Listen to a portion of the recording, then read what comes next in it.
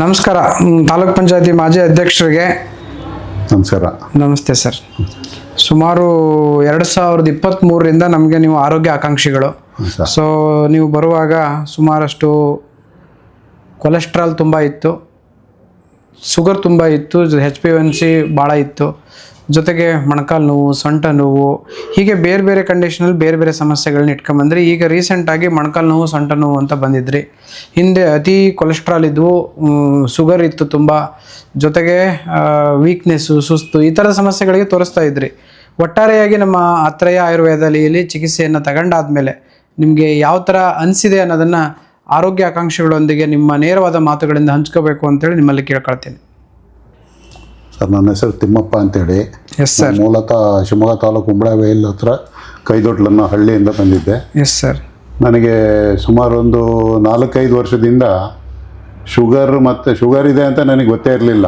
ಎಲ್ಲ ಒಂದು ಕಡೆ ಟೆಸ್ಟ್ ಮಾಡಿದಾಗ ಓವರ್ 250-300 ಇದೆ ಶುಗರ್ ಅಂತಂದರು. ಮತ್ತು ಮೊಣಕಾಲು ನೋವು ಇತ್ತು, ಗ್ಯಾಸ್ಟ್ರಿಕ್ ಇತ್ತು, ಸೊಂಟ ನೋವು, ಬೆನ್ನೋವು ಎಲ್ಲ ಇತ್ತು. ಆದರೆ ನನಗೆ ಇಂಗ್ಲೀಷ್ ಮೆಡಿಸಿನ್ ತಗೊಳ್ಬೇಕಾದ್ರೆ ಅವರು ಟ್ಯಾಬ್ಲೆಟ್ಸ್ ತಗೊಳ್ಬೇಕು ಶುಗರಿಗೆ ಅಂದರು. ನನಗೆ ಅವಾಗ ಯಾರೋ ನಮ್ಮ ಅಕ್ಕ ಒಬ್ಬರಿದ್ರು, ಆತ್ರೆ ಇದರಲ್ಲಿ ಮೆಡಿಸಿನ್ ತಗೊತಿದ್ರು. ಅವರು ಆತ್ರೆಯಾಗಿ ಹೋಗ್ರಿ ನೀವು, ಇಂಗ್ಲೀಷ್ ಮೆಡಿಸಿನ್ ಬೇಡ ಅಂತಂದರು. ಆಮೇಲೆ ನಾನು ಇಲ್ಲಿಗೆ ಬಂದೆ. ಸುಮಾರು ಒಂದು 3 ವರ್ಷ ಆಯ್ತು ನಾನು ಇಲ್ಲಿಗೆ ಬಂದು. 3 ವರ್ಷದಿಂದ ನನಗೆ ಒಂದು 6 ತಿಂಗಳಲ್ಲೇ ಶುಗರ್ ಕಂಟ್ರೋಲಿಗೆ ಬಂತು, ಗ್ಯಾಸ್ಟ್ರಿಕ್ ಕಂಟ್ರೋಲಿಗೆ ಬಂತು. ಹಾಗೆ ಬೆನ್ನೋವಿಗೆಲ್ಲ ಒಂದು ಚಿಕಿತ್ಸೆ ಮಾಡಿದ್ರೆ ಅದು ನನಗೆ ಕಂಟ್ರೋಲಿಗೆ ಬಂತು.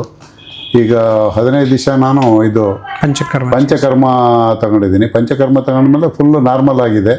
ಶುಗರ್ ಎಲ್ಲ ನಿಲ್ಲಿದೆ, ಎಲ್ಲದೂ ನಿಲ್ಲಿದೆ. ತುಂಬ ಅನುಕೂಲ ಆಗಿದೆ ಇಲ್ಲಿ ಬಂದಮೇಲೆ. ನಾನು ಇಲ್ಲಿ ನೋಡ್ತಾ ಇರ್ತೀನಿ, ಬೇರೆ ಬೇರೆ ಪೇಷಂಟ್ಗಳು ಬರ್ತಾರೆ. ಆದರೆ ಇಲ್ಲಿ ಗುಣ ಆದರೆ ಜಾಸ್ತಿ ಹೋಗಿಡ್ತಾರೆ. ಇಲ್ಲಿ ಒಳ್ಳೆ ಡಾಕ್ಟ್ರು ಒಳ್ಳೆ ಟ್ರೀಟ್ಮೆಂಟ್ ಮಾಡ್ತಾರೆ. ಇಲ್ಲಿ ಇರತ್ತಂದ್ರೆ ಸಿಬ್ಬಂದಿ ಎಲ್ಲ ಸೇರಿ ಒಳ್ಳೆಯ ಟ್ರೀಟ್ಮೆಂಟ್ ಮಾಡ್ತಾರೆ, ಅನುಕೂಲ ಆಗುತ್ತೆ. ಇಲ್ಲಿ ಹೋಗಿ ಅಂತ ನಾನು ಹೇಳ್ತೀನಿ.